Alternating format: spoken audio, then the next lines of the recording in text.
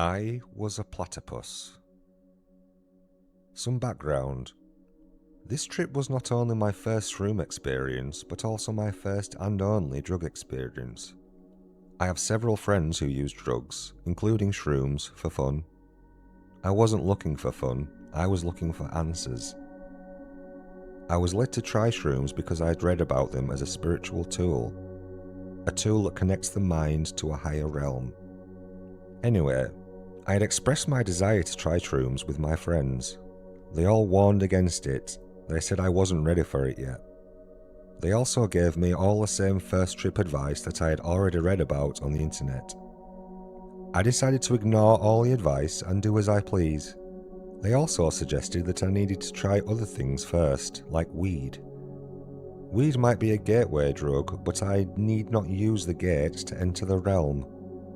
On Christmas Eve, my luck came through, and I acquired 3.5 grams of high-quality shrooms. I took it back to my apartment where I lived alone. That evening, at 8 p.m, I ate a little hummus and pita, drank some orange juice, and took the shrooms. I then proceeded to turn off all my lights, close all my shades so I could barely see at all, strip down to my underwear, and lay in the middle of a giant beanbag with only a sheet over my body. The beanbag was special. I chose it about a month earlier for this purpose. It's just the right size that when I lay on it, it forms a deep ball around me as I sink down into the middle. The only way to get out is to climb out. The only things I had with me in the beanbag were my iPod, my cell phone, and my glasses. I left my glasses and phone upon the lip of the beanbag, just barely within reach. The only things I had with me in the beanbag were my iPod, my cell phone, and my glasses. I left my glasses and phone upon the lip of the beanbag, just barely within reach. I was listening to some music while waiting to come up. Around 8:25, or T plus 0.4 hours, I started to feel nervous and I wanted the music to stop. I turned it off and pushed my iPod over the lip and out of the beanbag entirely. As I laid there in silence, I became increasingly nervous. At 8:30, or T plus 0.5 hours, a friend called. I told him that I was a half hour in and felt a little anxious. I asked him to call me in an hour and then I hung up. After I hung up, I started to get really anxious. Then I started to wonder whether taking this trip was a mistake. My fear expanded as I started to contemplate the idea of calling someone for help. I started wondering, what will happen when the wrong people find out what I was doing? How am I ever going to explain my decision? What will my family think when they find out? How can I make this end? The last question came with an immediate answer. I had this feeling that all those thoughts were like an object, a thing that I could push away. As soon as I pushed those thoughts away, I saw a set of concentric rings. The rings seemed to be spinning and shifting, but without really moving. Then the center turned yellow while the periphery turned blue-green. The rings became an alien presence. The yellow center came toward me, expanding like the tip of a cone pointed directly at my face. The alien presence wanted to either communicate with me or suck me in. As the center of the rings came toward me, I got nervous again, and then I mentally pushed the whole thing away. As I looked around me in the darkness, I could see the ceiling, one wall, and the sides of my beanbag. But I was seeing reflections of everything.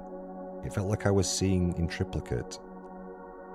Then I felt that I needed to turn my back to lay on my side, but I couldn't seem to turn my body. I imagined a team of people trying to roll me over, and managed to work up the energy to turn onto my side. I started to feel extremely happy. I felt like I was smiling beyond the physical limits of my face, and then I felt my face was coated in multicolored gold like a burial mask, and the colors were changing and shifting, and I was covered in sweat. I felt my hands and feet turn into flippers, and then it felt like I was a platypus. I heard a buzzing sound from my nose, and then I felt like a bee.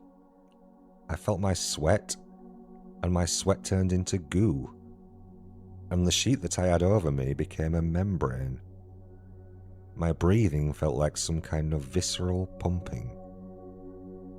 For a moment I was an embryo, and then I became an amoeba, an extremely happy amoeba. And then I became nothing.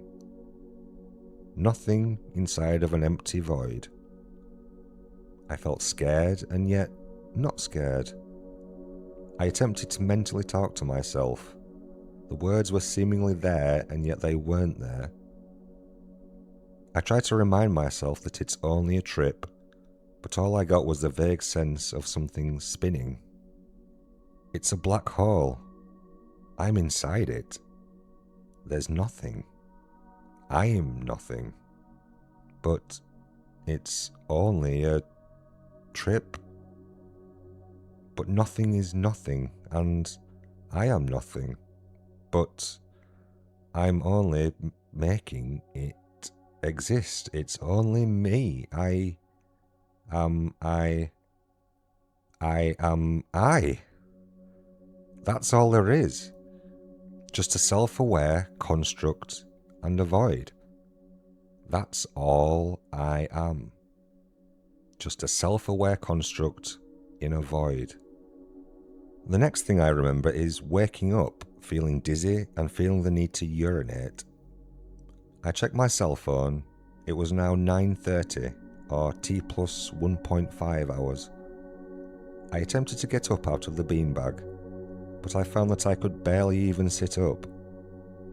I forced myself to sit up, and I felt the entire world spinning and distorted, and I fell back down. I tried harder to sit up. This time I sat up and I got so dizzy I almost puked. I didn't puke, but I did cough, and it felt like my mouth was expanding wider than my face, while my insides exploded outward. And then I laid back down. No, in fact I did not puke, and my friend didn't call me back. After I laid back down, I was approached by two figures. The figures had rigid cement heads and flowing dark blue capes, and they faded in while approaching me from far away. The figures asked me, "Do you believe in God?" And two things happened at the same time. I was scared and I told them, "I'll believe whatever you want."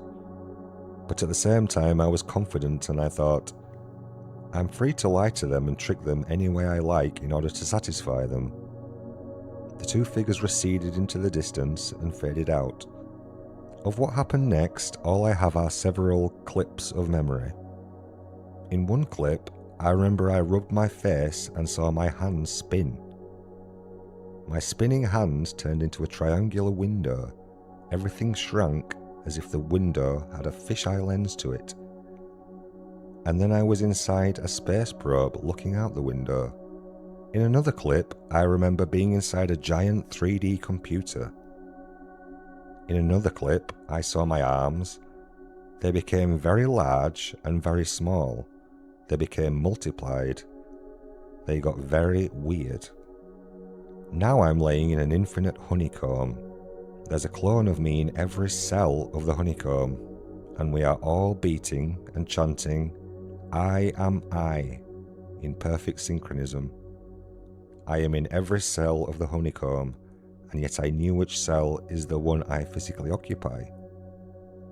We are all extremely happy, and the chanting lasts forever. For a second time, the next thing I remember is waking up in the beanbag. I was hot, sweaty, hungry, extremely thirsty, and I really had to urinate very badly. I also felt too tired and disoriented to even attempt to sit up.